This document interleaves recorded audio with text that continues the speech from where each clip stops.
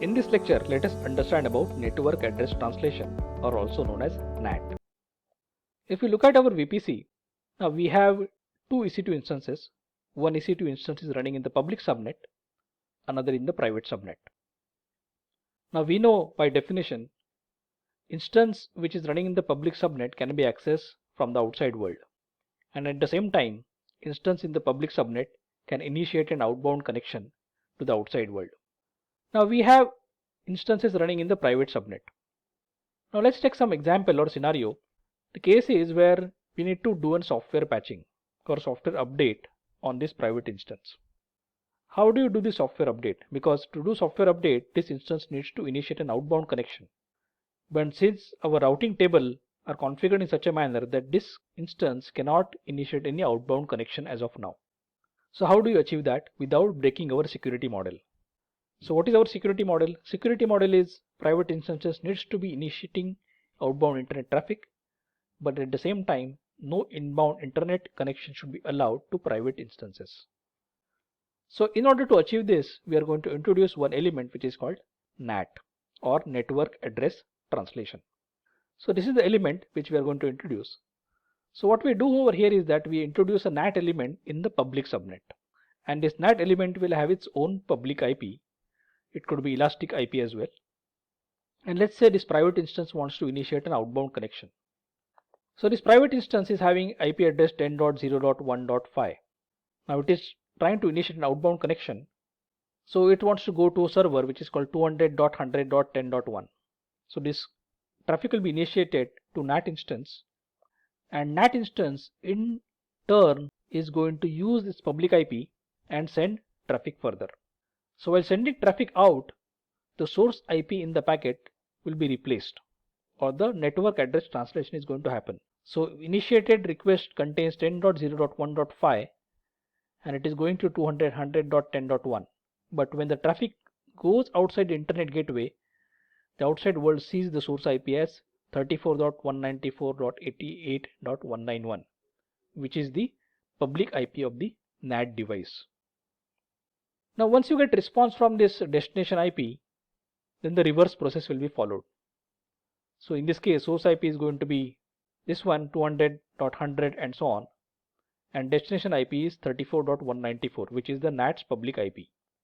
Now it doesn't know the private IP of our EC2 instance, but ultimately we want that response to be sent back to our private instance. Now that is something which is done by NAT.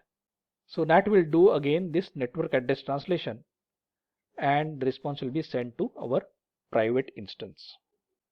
Now this is the way you initiate an outbound connection from the private instance and get the response from the outside world while not breaking our security model. Now if anyone's tried to connect to our private instance, we know that it won't be possible to connect to our EC2 instance because our EC2 instance is in the private subnet. Now having introduced NAT instance, what else is required to make this work? So there are two types of devices which AWS provides. One is called NAT gateway, which is a managed service. Another is called NAT instance, which is nothing but a simple EC2 instance. NAT devices are not supported for IPv6 traffic. So use egress only or outbound only internet gateway for IPv6. So let's look at NAT gateway. So if you look at this modified VPC diagram, now I have introduced a NAT gateway over here. Now NAT gateway must be created in the public subnet, and elastic IP is associated with the NAT gateway. Note that the NAT gateway is created in specific AZ. So we are in this availability zone 1, and NAT gateway is created in the public subnet, which is in the availability zone 1. EC2 instances in another AZ can share the NAT gateway in another AZ. So if you have another availability zone and EC2 instances running there, those instances can access your NAT gateway. So NAT gateway is very highly available, but that high availability is restricted only in specific AZ. So if you want AZ redundancy, then you should create NAT gateway in each AZ separately. So when you are introducing NAT gateway, we need to ensure that you modify the route table associated with the private subnet. Now so far we have looked at route table also, and you must be pretty clear about what is the purpose of route table. Now when you are introducing NAT gateway, you need to modify your main route table by adding this particular entry. So this entry says that whenever there is no match to destination, Now this is an IP address of our VPC, and when you are trying to reach to 200.100. something, then please send a traffic to NAT gateway. So in that case, the traffic is sent to the NAT gateway and goes out further. Similarly, you can achieve the same thing using something known as NAT instance. So NAT instance again must be created in the public subnet. It should have public IP or elastic IP. And NAT instance is created from the pre-built NAT AMI. Now this is simply put an EC2 instance which is configured so as to do NATing. And if you are in the US East 1 region, then you can use this specific NAT AMI provided by AWS. So the purpose of NAT gateway and the NAT instance is same, but there are some subtle differences between these two. So we'll understand those differences in subsequent slides. So again, if you are using NAT instance, then you need to modify your route table. So here in the main route table is modified so as to point to this NAT instance ID. So let's compare this NAT gateway and NAT instance. Now when you are using NAT gateway, AWS platform manages it for you. Whereas if you are using NAT instance, as a customer you need to create this instance and manage it. NAT gateway is highly available in specific AZ. But in case NAT instance goes down, you need to ensure that you have some kind of setup scripts to move to a standby NAT instance. So that is something which you need to do. Another parameter is called bandwidth. NAT gateway is highly scalable and it can scale up to 45 Gbps. In case of NAT instance, it depends on EC2 instance type. Another difference is NAT gateway cannot be used as a bastion host. Now bastion host is also known as jump box, and that is something which is not possible to use using NAT gateway. But if you are using NAT instance, you can use that as a jump box or a bastion host.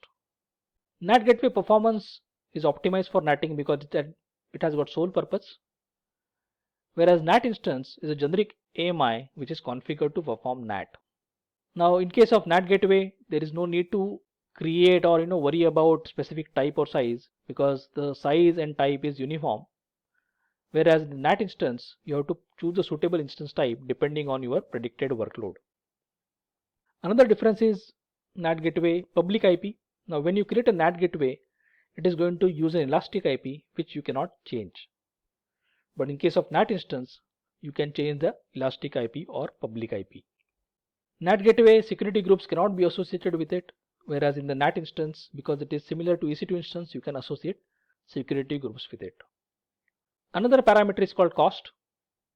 Now cost is dependent on the number of NAT gateways you are using, what is the duration of usage, and the amount of data processed by NAT gateway.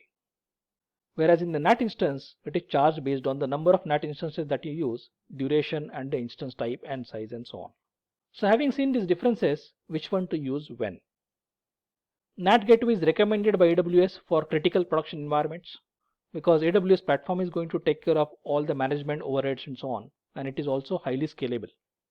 Whereas NAT instance you should consider for using it for development as well as test environment. The another dimension could be to reduce the cost. Now when you are using NAT gateway, you might end up paying around $40 to $50 a month. Now if that becomes like concern for you, then you can go for NAT instance. Because if you use NAT instance can be stopped and started depending on whenever you want to use it. Secondly, NAT instance can be used as a bastion host. So you can use it for a dual purpose. So having these two features, it will enable you to reduce the cost. Now having understood this NAT gateway and NAT instance in concept, in the next lecture we will look at how to use this. So I'm going to log into my AWS console and I'm going to give you a quick demo of how to use this NAT gateway as well as NAT instance.